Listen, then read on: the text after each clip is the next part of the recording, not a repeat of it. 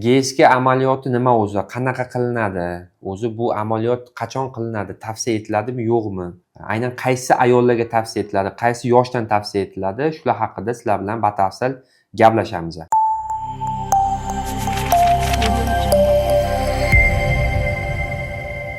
GSK amaliyoti bu gastrosalpingografiya, bu aynan turbalarni tekshiradigan amaliyot hisoblanadi. Sizlarda hayzinglar vaqtida keladi, gormonlar yaxshi ishlayapti, erkakning urug'i analizlari hammasi joyida zo'r, lekin farzandsizlik kuzatilyapti. Va shu holatda biz aynan o'sha GSK amaliyotiga ko'rsatma beramiz. Aynan hayzi 7-12 kunlar oralig'ida tavsiya etiladi.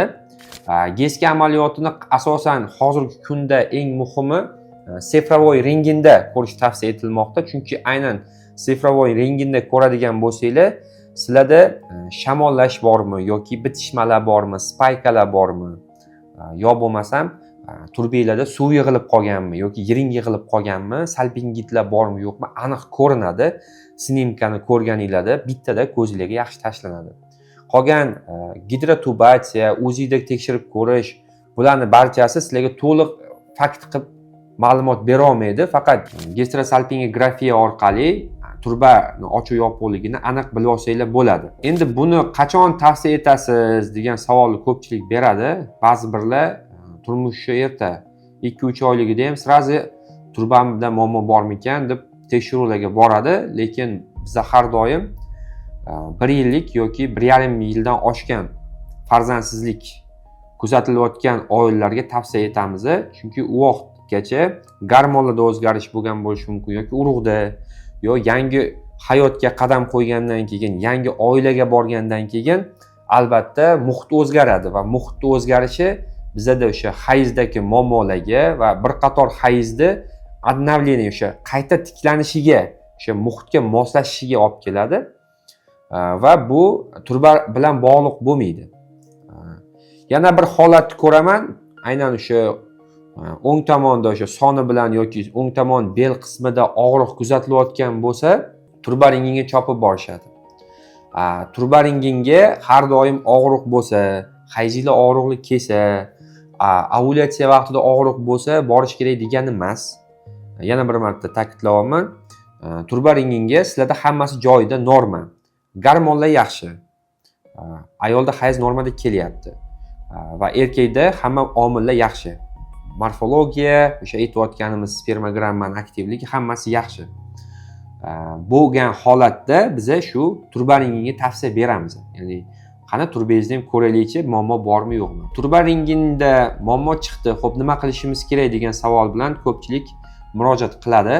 Agar sizlarda turba renginda gidrosalpingiz yoki saktosalpingiz, ya'ni turbada suv yig'ilishi yo bo'lmasam turbada yiring yig'ilishi holatlari bo'ladigan bo'lsa, laparoskopiyaga murojaat qilamiz. Nimaga? Chunki uni davolash ilojisi yo'q.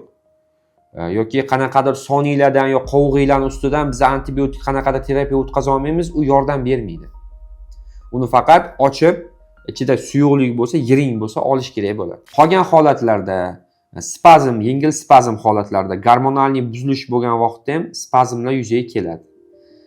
Spazm fonida deb berishadi yoki yengil chandolanishlar hisobiga yoki yengil shamollashlar hisobiga turbalar bekilib qolsa yoki qisqarib o'sha o'tish qiyinroq bo'lsa suyuqlikda, unga lecheniya qilsanglar bo'ladi.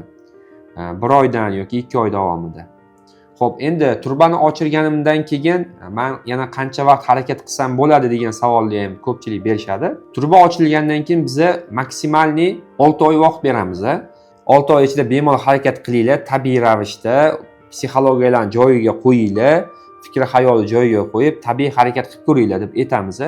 Agar 6 oy ichida ham turbada o'sha muammo bo'lib turib ochilgandan keyin homila kuzatilmasa, keyin eko amaliyotiga tavsiya beramiz. Chunki qayta turbani ochishlik ham sizlarda birinchidan qo'shimcha xarajat, ikkinchidan vaqt yutqazishga olib keladi va uchinchisi follikulyar zaxiralarga ta'sir qilib qo'yishi mumkin. Shuning uchun biz maksimalni 6 oy vaqt beramiz. O'sha 6 oyda farzand bo'lmadimi, unda keyingi etap, ya'ni shu eko amaliyotiga tavsiya bo'ladi. Endi sizlar eko amaliyotini boshladinglar, lekin turbanglar tekshirilmadi, tekshirtiruvlardan o'tkazmadinglar.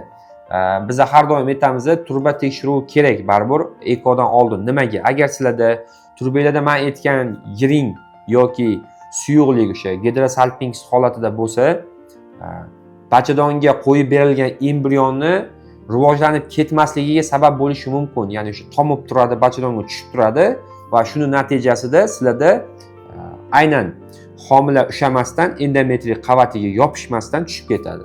Natijada eko ile o'xshamaydi. Shuning uchun har doim eko boshlanayotgandan oldin turbanglarni hech bo'lmaganda 6 oy vaqt ichida tekshirgan bo'lishingiz kerak bo'ladi. Ushbu videoga o'zingizlarning xulosalarni yozib qo'yinglar kommentariyada va yana qanaqa mavzular kerak, yana qanaqa mavzular haqida olib chiqsak bo'ladi. Shu haqida kommentariyada o'z fikringizni yozib qoldirib, kuzatishda davom etinglar.